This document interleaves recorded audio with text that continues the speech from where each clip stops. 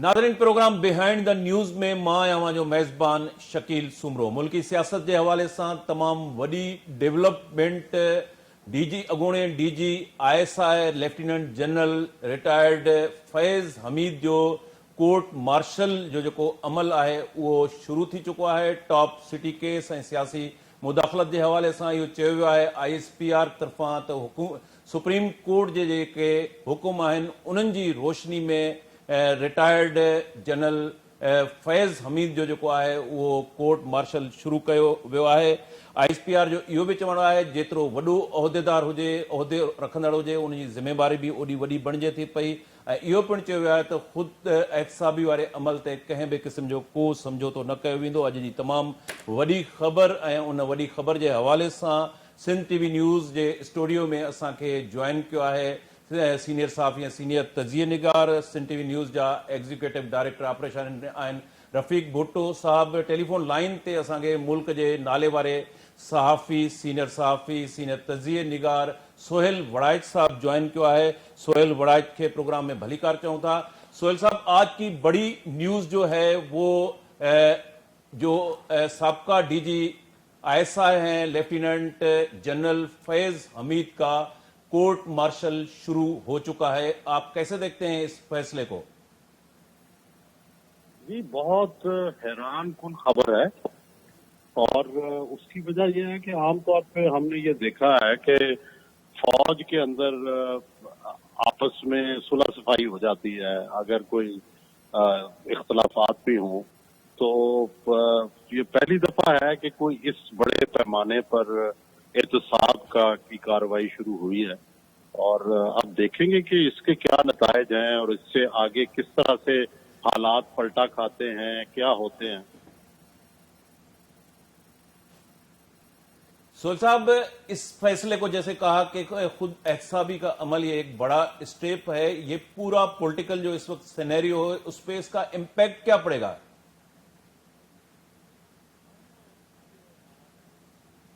Chief की strength जो है उसका तासुर उभरा है और ये भी तासुर उभरा है कि भाई वो अपने उनके जो ख्यालात हैं या जो उनके साथ जो उनकी सोच है उसको इम्प्लीमेंट करने में उन्हें कोई तामुल नहीं है और वो अपने भी अगर अदारे के लोगों के खिलाफ और ताकतवर लोगों के खिलाफ ये एक्शन ले सकते हैं तो किसी और से क्यों रूल रिवायत करेंगे। सोहेल साहब, इन हालात का ऐसे जो सरगर्मियां हैं इनका मुल्की हालात पे क्या असरात पड़ेंगे, मुल्की सियासत पे, मुल्की मईशत पे? हम जबकि इस्तेकाम की बातें कर रहे हैं कि इक्तसादी और मुआशी इस्तेकाम हो, सियासी और समाजी इस्तेकाम हो, और तो इस तरह की कार्रवाइयों से क्या इस्तेकाम हो पाएगा? देखिए, आमतौर पर हमने ये देखा है कि बाज़ औक़ात जो हुकूमतें हैं वो अपनी सख्ती से ये तासुर देती हैं कि भाई हमने अपना एजेंडे को पूरा करना। बाज़ औक़ात कई हुकूमतें लचक से ये तासुर देती हैं कि हम झुक के भी अपना एजेंडा पूरा करेंगे। तो जो मौजूदा क़यादत है मुल्क की वो ये तासुर देने में दे रही है। 9 मई का वाक़या हो या ये वाक़या हो कि भाई हमने अपने एजेंडे को पूरा करना है और इसके रास्ते में जो भी रुकावट आएगी उसको हम अबूर करेंगे।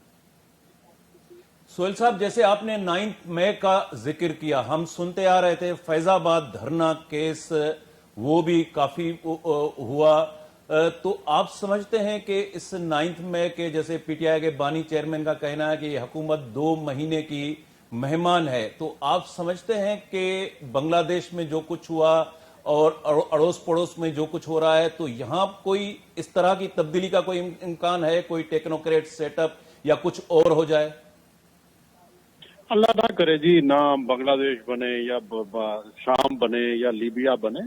ये जो इनकलाब होते हैं, ये जो बगावत, तो मुल्क तबाह हो जाते हैं। तो हमें ऐसा सोच नहीं आनी चाहिए। हम एवोल्यूशन के जरिए और आप जमहूरी अदारे हैं, आइन है, उसी के जरिए इंशाल्लाह सारी चीजें अचीव करेंगे। कोई ऐसी बात नहीं है। बांग्लादेश और है, पाकिस्तान और है, तो मेरा नहीं ख्याल कि उसके असरात पड़ेंगे। अफगानिस्तान में क्या क्या हुआ, पाकिस्तान कायम रहा उसी तरह, तो मैं नहीं समझता। हाँ बिल्कुल सबक सीखना चाहिए बांग्लादेश से, ताकि भाई जो है आमरीत नहीं होनी चाहिए, फाशिज्म नहीं होनी चाहिए, तो वो बिल्कुल हमें सीखना चाहिए। सोहेल साहब, आप सिंध आए, हमारे वज़ीर आला का भी आपने इंटरव्यू किया अपने प्रोग्राम के लिए, और आप सदर आसिफ अली जरदारी से भी आपकी मुलाकातें रही हैं, बिलावल भुट्टो जरदारी। सिंध में पीपल्स पार्टी के अंदर कोई तब्दीली की कोई बातें हो रही हैं, इसके मुतालिक कुछ आप हमें बता पाएंगे? नहीं, मेरे इल्म में नहीं, ये तो आप ज्यादा मेरे से जानते हैं। सो साहब, पॉलिटिकल कन्फ्रंटेशन हम देखते हैं कि सिक्योरिटी के कुछ मामलात हैं केपी के और बलोचिस्तान में, और बलोच जो यकजहती कमेटी है उनके साथ मुज़ाकरात हुए, उन्होंने धरना खत्म कर दिया, जमात इस्लामी का धरना खत्म हो गया। आप समझते हैं कि इन हालात में कोई पॉलिटिकल डायलॉग शुरू करना चाहिए, पीटीआई की लीडरशिप हो या दूसरी जो अपोजिशन की पार्टीज हैं, उससे पॉलिटिकल डायलॉग से सूरत जो पॉलिटिकल है वो मुस्तहकम हो सकती है? कोई इम्कानात हैं पॉलिटिकल डायलॉग का गवर्नमेंट साइड से? देखिए, पॉलिटिकल डायलॉग के अलावा कोई रास्ता है ही नहीं। पॉलिटिकल डायलॉग होना चाहिए, मसालत होनी चाहिए, मफाहमत होनी चाहिए, मिल के चलना चाहिए सियासी को, इसी में मुल्क का फायदा। ठीक है, thank you, thank you. Sohail साहब, लास्ट क्वेश्चन, आपका आना जाना रहता है पंजाब के मुख्तलिफ शहरों में, सिंध में भी आप आते जाते रहते हैं, बलोचिस्तान और केपी की सूरत-हाल से भी वाकिफ हैं। गवर्नेंस का कैसे देखते हैं? पंजाब की स्पेशली गवर्नेंस की इस वक्त क्या सूरत-हाल है?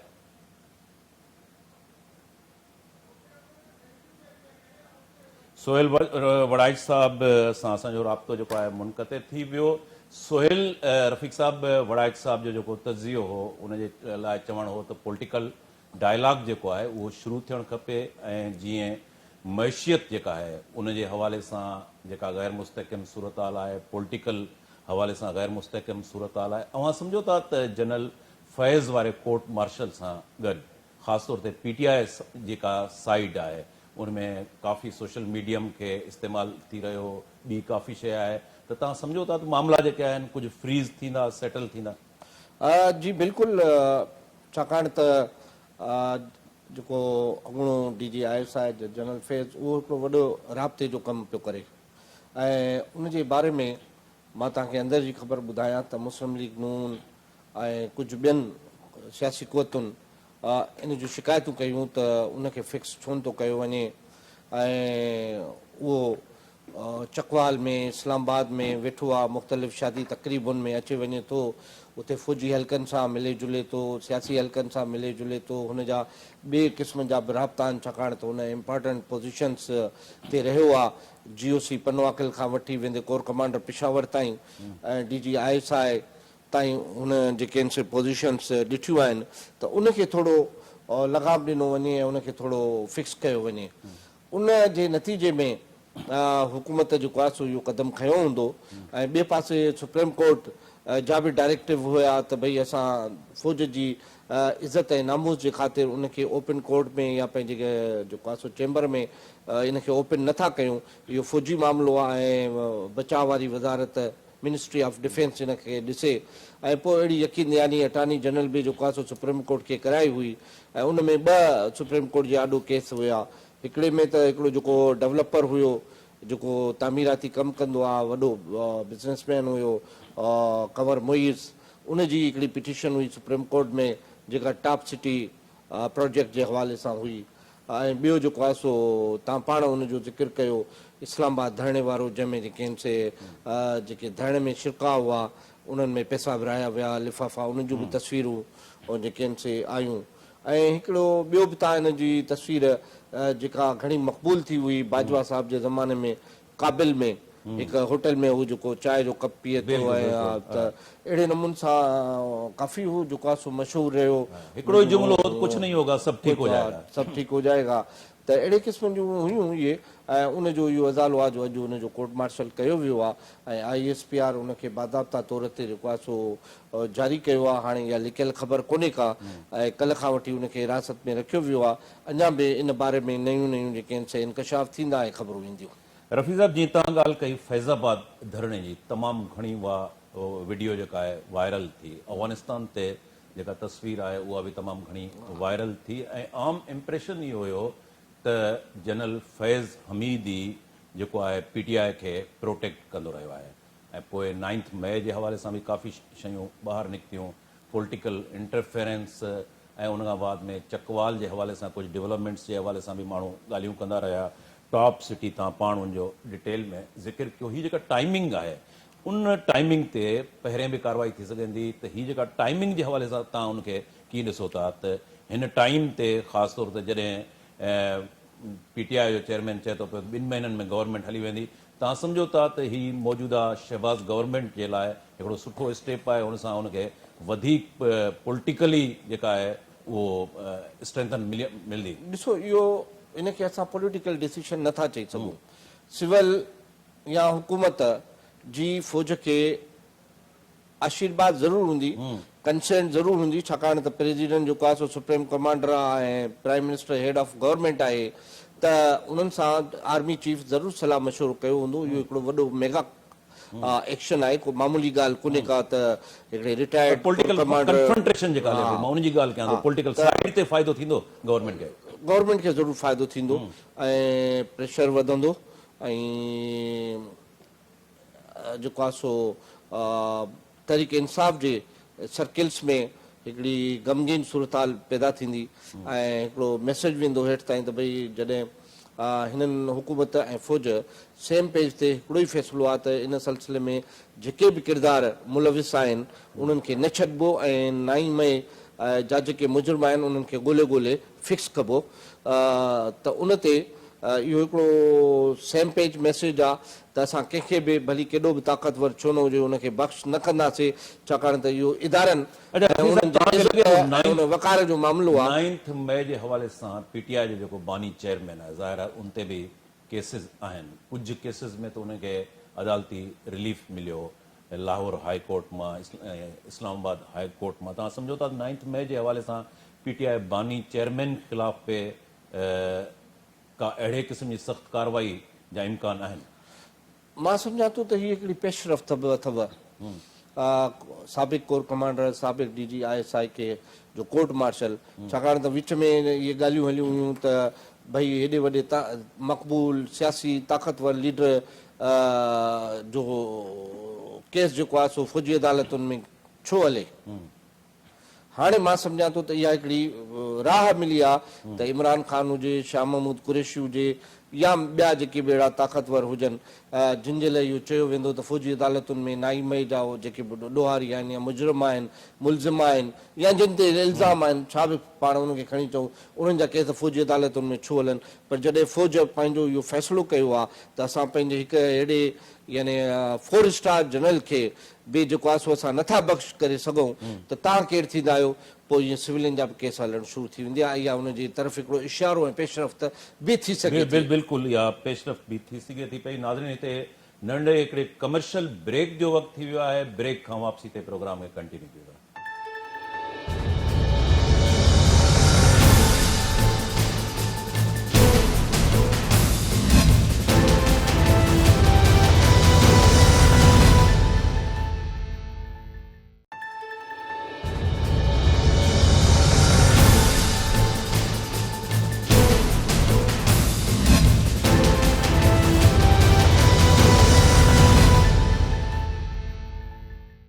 वेलकम बैक नाजरीन। इस्लामाबाद मां सीनियर साहब या सीनियर तजिए निगार आदिल निज़ामी साहब असांखे टेलीफोन लाइन ते ज्वाइन किया है। आदिल निज़ामी साहब के प्रोग्राम में भलीकार चऊं था।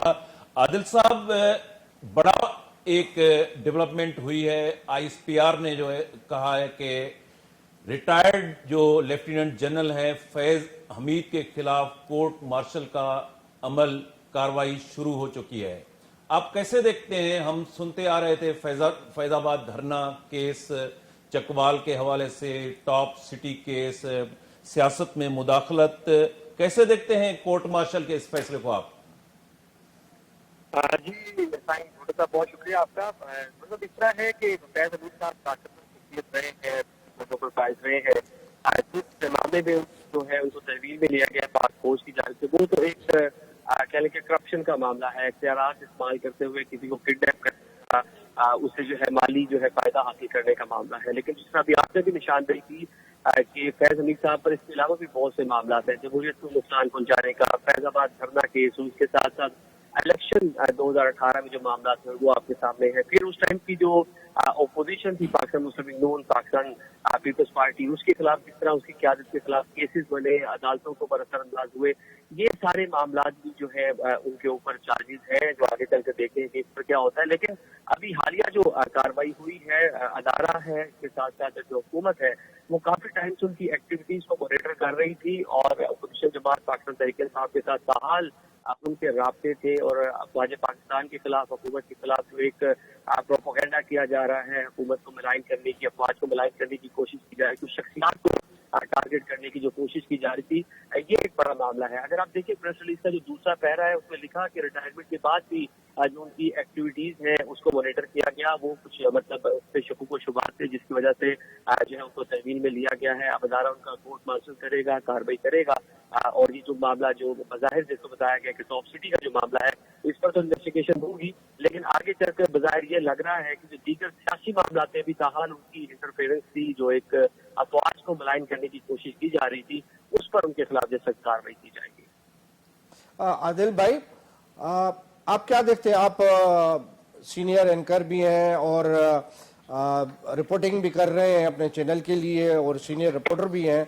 अब इसके सियासी मोरक़ात क्या होंगे इस गिरफ्तारी के, इस कोर्ट मार्शल के सियासी हवाले से आप क्या देख रहे हैं?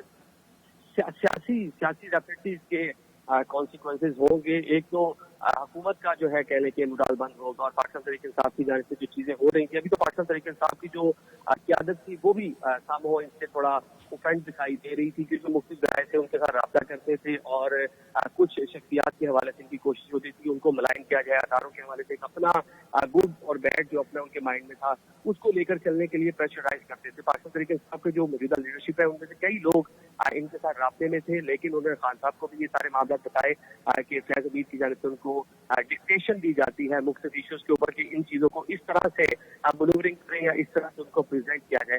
अक्सर वो पाकिस्तान तहरीक इंसाफ को शायद थोड़ा रिलीफ मिले, या जो उनका एक बयानिया जो अदारों को मलाइन करने के हवाले से था, हुकूमत के खिलाफ था, और बहुत सी चीजों में बेजा किस्म के जो ट्रेंड्स वगैरह चलाए जाते थे, सोशल मीडिया पे जो मामला चलाए जाते थे, शायद अब उस पर थोड़ी सी कमी आएगी। दूसरा, हुकूमत का डेफिनेटली मुराल बुलंद हुआ है, क्योंकि हुकूमत हमने देखा कि उस टाइम अपोजिशन थी, उसमें शहबाज शरीफ हो, नवाज शरीफ हो, पाकिस्तान पीपल्स पार्टी की क़यादत हो, साबका वज़रा, वो बड़ी तादाद में उस टाइम गिरफ्तार भी, जो भी काबीना का हिस्सा है, उनके ऊपर केसेस भी बने और वो सारे केसेस इन्हीं की जानिब से बनवाए गए और एक सियासी जमात जो उस टाइम बरसर इक़्तिदार थी उसको फुली सपोर्ट किया जाता रहा इनकी तरफ से। तो अब ये लग रहा है कि वो जो उस टाइम की ओपोजिशन, उस टाइम की हुक्मरान जमात जो अभी ओपोजिशन जमात है पाकिस्तान तहरीक इंसाफ, वो भी इनसे थोड़ा सा अपने आप को ऑन करेगी, डिस्टेंस पे लेके जाएगी, जिसका फायदा डेफिनेटली जो पॉलिटिकल सिनारियो उसको होगा। आदिल साहब, जैसे पीटीआई के बानी चेयरमैन कहते रहे हैं कि ये हुकूमत 2 महीने की मेहमान है, तो इस फैसले के बाद आप पीटीआई का फ्यूचर कैसे देखते हैं? कन्फ्रंटेशन, जो पॉलिटिकल कन्फ्रंटेशन थी वो बढ़ेगी, कोई डायलॉग की सूरत निकल सकती है? शहबाज शरीफ की हुकूमत के लिए ये केस किस तरह फायदेमंद हो सकता है, या आप समझते हैं कि इससे और कन्फ्रंटेशन बढ़ेगी? मतलब ये हमारे यहाँ पॉलिटिकल जो कल्चर है उसमें महीने दिए जाते हैं, कुछ टाइम दिया जाता है कि जितने माँ बाप कुछ हो जाएगा। पॉलिटिकल ये कह लें कि एक स्लोगन या पॉलिटिकल एक सियासी तौर पे ये बयानात तो जरूर हो सकते हैं, लेकिन उस तरह से रियलिटी दिखाई नहीं देती। अवामी मुसलिम लीग के सरबराह जो शेख रशीद साहब वो इस हवाले से बड़े फेमस थे, तो शायद खान साहब से बड़ी तुलबत रही उनकी, तो खान साहब ने उनसे ये जो है वो टेकअप किया होगा मामला की कुछ माह दिए जाए। बज़ाहिर वो देखें जब वो हुकूमत से गए तो मुख्तलिफ किस्म की डेट्स देते रहे, बताते रहे पाकिस्तान श्रीलंका बन जाएगा, यहाँ पे बहुत हालात खराब हो जाएंगे, लेकिन ऐसा कुछ नहीं हुआ। चीजें बड़ी बेहतर और स्मूथली जा रही हैं। तो अभी वो जेल से बैठे हुए कुछ प्रेडिक्शन कर रहे हैं कि जी आइंदा 2 से 3 माह में चीजें यहाँ पर खराब हो जाएंगी, हुकूमत घर चली जाएगी। अभी बज़ाहिर ऐसा हमें कुछ नजर नहीं। रफीक साहब, पॉलिटिकल खास तौर ते ॿिनि सूबनि जे अंदरि जनरल जेका मुल्क जे अंदरि या इकोनॉमिकल तमामु वॾा चैलेंज आहिनि। अवां सम्झो था त हिन फ़ैसिले खां पोइ उहो कन्फ्रंट्रेशन जेका आहे, पहिरियों ई मां सवाल तव्हां करे चुको हुउमि, त उहा फ्रीज़ थींदी, मामला वधंदा, पॉलिटिकल का डायलॉग जी सूरत हाल निकिरी सघे थी, या अवां सम्झो था त इहो मामिलो अञा वधीक 9th मई जे हवाले सां जेका अपोज़िशन आहे स्पेशली PTI जे लाइ अञा वधीक जेको आहे वर्स्ट सिचुएशन पैदा कंदो? ॾिसो, PTI वफ़ाक़ में बि आहे, पंजाब में बि आहे, ऐं KPK में उन्हनि जी हुकूमत आहे। PTI हथल इम्कान कोशिशि कंदी त इन ते इन सूरताल में चुप न रहे ऐं को हंगामो करे, शोरश करे ऐं रद्द अमल उन ते ॾेखारे, छाकाणि त ही उन्हनि जो हिकिड़ी वॾी सपोर्ट हुयो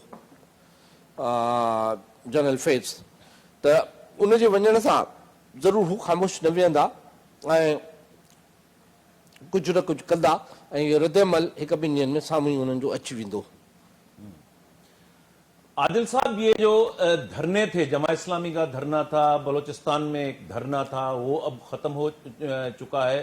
अपोजिशन की पार्टीज को आप कैसे देखते हैं, जिसमें मौलाना फजल रहमान, में स्पेशली ये पूछना चाहता हूं KPK की सूरताल, उसको आप कैसे देखते हैं कि वो गवर्नमेंट जो है ये सेटल कर लेंगे, या वहां से मसाइल जो हैं वो इनके हाथ से निकल चुके हैं?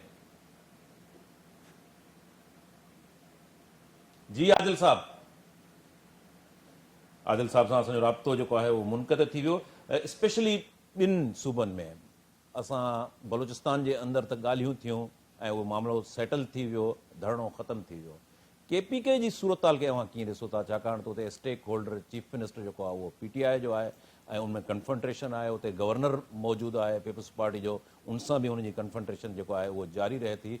KPK खे कीअं ॾिसो था तव्हां? KPK हिन महिल हार्ड स्पॉट आहे हुकूमत ऐं इदारनि जे लाइ, इस्टेब्लिशमेंट जे लाइ। इस्टेब्लिशमेंट ज़रूरु कोशिशि कंदी त हिन हॉट स्पॉट खे कूल स्पॉट बणाए, पॉलिटिकली बि एडमिनिस्ट्रेटिवली बि। उन करे हुननि खे उते अहिड़े क़िस्म जा उपाउ वठिणा पवंदा ऐं हुननि सां हिकिड़ो ॻाल्हियुनि जो दौरु हिकिड़ो शुरू करिणो पवंदो। ऐं इन विच में जेको KPK जो वज़ीर आला आहे गंडापुर, अमीन गंडापुर, उनखे हिकिड़ो वॾो पॉज़िटिव रोल प्ले करिणो पवंदो ऐं उन ते हिकिड़ी वॾी ज़िम्मेवारी अची वई आहे। हू हुकूमत जो सरबराह बि आहे, त साॻे वक़्तु हू हिकिड़े जियाले क़िस्म जो वर्कर बि आहे PTI जो। आया हाणे उन ते इहा ज़िम्मेवारी आहे त हू वर्कर थी फ़ैसिला करे ऐं निभाईंदो, या हिकु बतौर ज़िम्मेवार वज़ीर आला जे तौर ते पंहिंजो किरदारु अदा कंदो। बतौर ज़िम्मेवार वज़ीर आला हुन ते हिकिड़ी वॾी ज़िम्मेवारी आहे त उहे इदारनि ऐं PTI जे विच में हिकिड़ो ब्रिज बणिजे, किरदारु अदा करे ऐं इन सिचुएशन खे टेकल करण में पंहिंजो हिकिड़ो पाकिस्तानी हुजण जो हिकिड़ो सुठो सबूत ॾे। रफ़ीक साहब, जीअं तव्हां सोहेल वड़ाइच साहब खां पीपल्स पार्टी जे हवाले सां सवाल कयो ऐं हुन खिली चयो त वधीक तव्हांखे ख़बर हूंदी, साॻियो सवाल मां तव्हां खां कंदुसि त पीपल्स पार्टी जे अंदरि तंज़ीमी तौर ते PP सिंध जो सदर हिन वक़्तु निसार खोड़ो आहे, पब्लिक अकाउंट्स कमेटी खे बि उहो संभाले पियो। छा ख़बरूं आहिनि त पीपल्स पार्टी जे तंज़ीम जे अंदरि टोटली हेठि डिस्ट्रिक्ट ऐं तालके ताईं तब्दीलियूं आंदियूं पियूं वञनि, का नई लीडरशिप आंदी पई वञे? शकील साहब, तव्हांजे प्रोग्राम में मां इहा तव्हांखे हिकिड़ी वॾी ख़बर थो ॾियां त पीपल्स पार्टी जी मरकज़ी क़यादत इहो फ़ैसिलो करे चुकी आहे त पीपल्स पार्टी खे सिंध में तालके खां वठी वेंदे सूबे ताईं नई क़यादत ॾियणी आहे ऐं चहिरा तब्दील करणा आहिनि। इन क़िस्म जो फ़ैसिलो थी चुको आहे, पर उन ते होमवर्क अञा जारी आहे त उन जी रिप्लेसमेंट जी हू तलाश में आहिनि। त जेकॾहिं असां तालके में, छाकाणि त क़यादत 3 अहम उहिदा जेको आहे सो तब्दील कंदी, सदर, जनरल सेक्रेटरी ऐं इंफॉर्मेशन सेक्रेटरी, तालको, ज़िलो, डिवीज़न ऐं सूबो। इन ते उन वर्कआउट ऐं रिप्लेसमेंट जे लाइ जेके चेहरा आहिनि उहे डिस्कस थियनि पिया ऐं केॾी महिल बि बिलावल भुट्टो ज़रदारी इन सिलसिले में कात कुहाड़नि सां गॾु को वॾो फ़ैसिलो करण वारो आहे ऐं उहो फ़ैसिलो जल्दी थींदो। मूंखे इहा ॼाण आहे त कात कुहाड़ हलाइण जे लाइ बिलावल भुट्टो ज़रदारी ऑन बोर्ड सभिनी खे वठी छॾियो आहे, त मां टीम चेंज कया पियो, नवां चेहरा आणिया पियो ऐं उन में पुराणी जेका टीम नवनि चेहरनि जे हवाले सां असांजे नाज़रीन सां जेकॾहिं तव्हां वटि इंफॉर्मेशन आहे त उहा बि शेयर कंदा हलो। सिंध PP जे प्रेसिडेंटशिप जेकॾहिं निसार खोड़ खे हटायो वञे थो पियो त नओं प्रेसिडेंट केरु हूंदो? ॾिसो, सिंध में नाला कहिड़ा आहिनि उनते तव्हां? उन सिलसिले में जेके साम्हूं नाला आया आहिनि उन में मंज़ूर वसाण जो पहिरियों नालो हो, पर मंज़ूर वसाण मूंखे पाण ॿुधायो आहे त जेको आहे सो मूंखां जॾहिं पुछियो वियो सिंध जे सदार जो, त मां इनकार करे छॾियो त मूंखे सिहत ऐं सूरत हाल इजाज़त नथी ॾे त मां सिंध जे सदार जो ज़िम्मेवारियूं संभाले को सरगर्म रोल अदा कयां। बाक़ी टे नाला जेके अहम आहिनि, जेके इन महिल गर्दिश कनि पिया, उन में एजाज जखराणी जेको डिवीज़न जो सदर आहे ऐं पंहिंजी क़यादत, चाहे उहो आसिफ ज़रदारी साहिबु हुजे सदर, अदी फरियाल टालपुर साहिबा हुजे ऐं बिलावल भुट्टो ज़रदारी उन्हनि जे क़रीब आहे। ॿ ॿिया नाला आहिनि जेके सिंध में सिंध हुकूमत में बि अहम किरदारु उन्हनि जो आहे। उन में हिकिड़ो नासिर शाह जो नालो आहे ऐं ॿियो शर्जील इनाम मेमून साहिब जो नालो आहे। शर्जील इनाम मेमून इंस्टीट्यूशन में हिकिड़ो आइडल उम्मीदवार जे तौर ते साम्हूं ई आहे, पर ॾिसजे त इन सिलसिले में एजाज़ जखराणी जो नालो तव्हां खयो त एजाज़ जखराणी निसार खोड़ो रिप्लेस कनि था, उनजो अल्टरनेट थी सघे थो पॉलिटिकल हवाले सां? उनखां सवाइ तंज़ीमी जा जेके तंज़ीम जा मामला आहिनि ऐं पॉलिटिकल फेस जी बि ज़रूरत पए थी ज़ाहिर आहे। ॾिसो, हिन महिल हू डिवीज़न जे सदर जे तौर ते, हिकु कामयाब डिवीज़न जे सदर जे तौर ते पंहिंजे किरदार खे हुन साम्हूं आंदो आहे। पंहिंजे डिवीज़न जे अंदरि हुन पीपुल्स पार्टी, पंहिंजे ज़िले जे अंदरि हुन पीपुल्स पार्टी खे खटरायो आहे। उते का बि जेका ऐसा लाड़काणी डिवीज़न जे अंदरि जेको आहे सो हिकिड़ी भरपूर पंहिंजे सलाहियतुनि सां हुन कमु कयो आहे। बाक़ी हाणे निसार खोड़ो जेतिरो सीनियर कोन्हे को, निसार खोड़ो जेतिरो ॾाहो न हूंदो, निसार खोड़ो जेतिरो तजुर्बेकार न हूंदो, छाकाणि त निसार खोड़ो न सिर्फ़ु मौजूदा पीपुल्स पार्टी जी क़यादत सां कमु कयो आहे, पर बेनज़ीर भुट्टो जो बि हिकिड़ो बाइतमाद जेको आहे सो वर्कर हिकिड़ी इंफॉर्मेशन बि तव्हां शेयर असांजे नाज़रीन सां कंदा हलो। मुख़्तलिफ़ प्रोग्रामनि में तव्हां शुरू में हाउसिस जी ॻाल्हि कंदा हुयो। अहम हिन वक़्तु डिस्कस थिए थो पियो जेको आम पब्लिक में, त पीउ ऐं पुट जे अंदरि इख़्तिलाफ़नि जूं ख़बरूं, यानी प्रेसिडेंट आसिफ ज़रदारी ऐं पीपी चेयरमैन बिलावल भुट्टो ज़रदारी जी मां ॻाल्हि कयां थो, केतिरे वक़्त खां हू मिलिया न आहिनि? जेकॾहिं मिलिया बि आहिनि, छा उन्हनि जे अंदरि मामला सेटल थी चुका आहिनि या अञा ताईं तव्हां सम्झो ॾिसो, इख़्तिलाफ़ इहा हिकिड़ी बट नेचुरल शइ आहे शकील साहब। आसिफ साहब जी सोच ऐं हिकमत अमली जेका हूंदी उहा बिलावल जी न हूंदी। बिलावल ख़ुदि जेको आहे सो आसिफ ज़रदारी साहिब जी जेका मुफ़ाहिमत वारी पॉलिसी आहे उन सां इतफ़ाक़ नाहे कंदो। ऐं ताज़ो बि जॾहिं सदर आसिफ अली ज़रदारी नवाब शाह लाड़काणे ऐं कराची जे दौरनि ते हुयो इस्लामाबाद वञण खां अॻु में, त पंहिंजे निजी ऐं ज़ाती कचहरियुनि में पंहिंजे पुट जूं यानी पीपुल्स पार्टी जे चेयरमैन बिलावल भुट्टो ज़रदारी जूं शिकायतूं कंदो रहियो त हू हीअं सोचे थो, मां हीअं सोचां थो।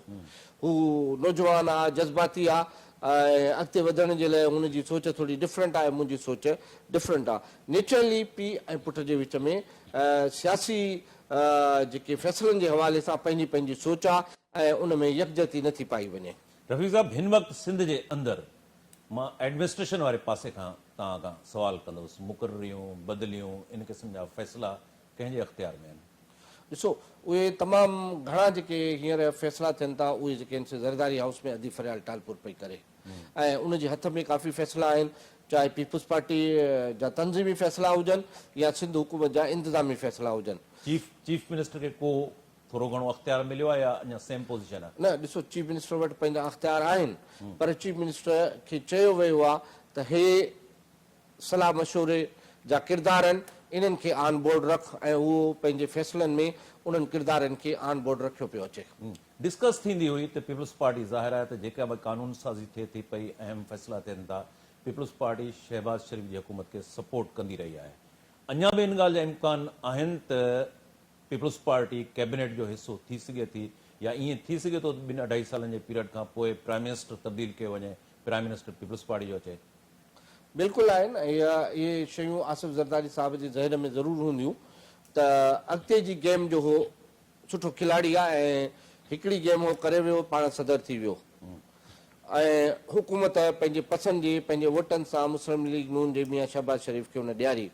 हाणे अॻिते जी सोच आहे त पीपुल्स पार्टी पंहिंजो वज़ीर आज़म कीअं आणे ऐं फ्लोर चेंज जे अंदरि जेका पार्लियामानी तब्दीली ईंदी वोटनि जे ज़रिए MNA जे वोटनि जे ज़रिए जेका नई हुकूमत ठहंदी उन ते हू ज़रूरु खेॾी रहियो आहे ऐं MQM सां बि हुन ताज़ो जेको आहे सो गवर्नरशिप जेका पाण ख़बर ब्रेक कई मुई कई हुई ऐं समूरनि चैनलनि कई हुई ऐं असां बि उहा कईसीं त बशीर मेमून सिंध जो नओं गवर्नर पियो थिए पर उनखे शायदि रोकियो वियो आहे या हुन में ताख़ीर आहे त इहो ई फ़ैसिलो आहे जो हुन MQM सां हिकिड़ो कार्ड खेॾियो ऐं पोइ वरी ख़ालिद मक़बूल नासिर शाह इहे वञी हुन वटि वेठा ऐं उन्हनि जे मौजूदगीअ में जंहिंमें वज़ीर दाख़िला मोहसिन नक़वी बि हुयो त उन जंहिंजे लाइ चयो वञे थो त उनखे हिकु इदारे जी तमामु वॾी आशीर्वाद आहे उन्हनि जो माण्हू आहे त इहे टई आसिफ़ ज़रदारी वटि वञी वेठा त ज़रूरु फ़ैसिला ऐं मुस्तक़बिल जे हवाले सां मां तव्हांखे हिकिड़ो इहो बि ॿुधाईंदो हलां त बिलावल सां गॾोगॾु मोहसिन नक़वी बि वज़ीर आज़म जे उमेदवार तौर ते साम्हूं ई आयो आहे ऐं उहो उन जे अंदरि बि इहा सोच आहे त हू बि वज़ीर आज़म थिए ऐं किन क़ुवतुनि सां कहिड़ियुनि क़ुवतुनि जे मदद सां ऐं उहे क़ुवतूं हुनखे कहिड़ा वोट उनजे हमदर्दीअ में पैदा करे ॾियनि थियूं जो हू वज़ीर आज़म थिए इहो वरी मुस्तक़बिल जो सुवालु आहे। महिरबानी रफ़ीक भुट्टो साहब, आदिल निज़ामी, सोहेल वड़ाइक साहब जी बि महिरबानी जन असांजे प्रोग्राम खे जेको आहे जॉइन कयो। नाज़रीन, ईंदड़ प्रोग्राम ताईं पंहिंजे मेज़बान शकील सुमरो खे इजाज़त ॾींदा। अल्लाह भाई।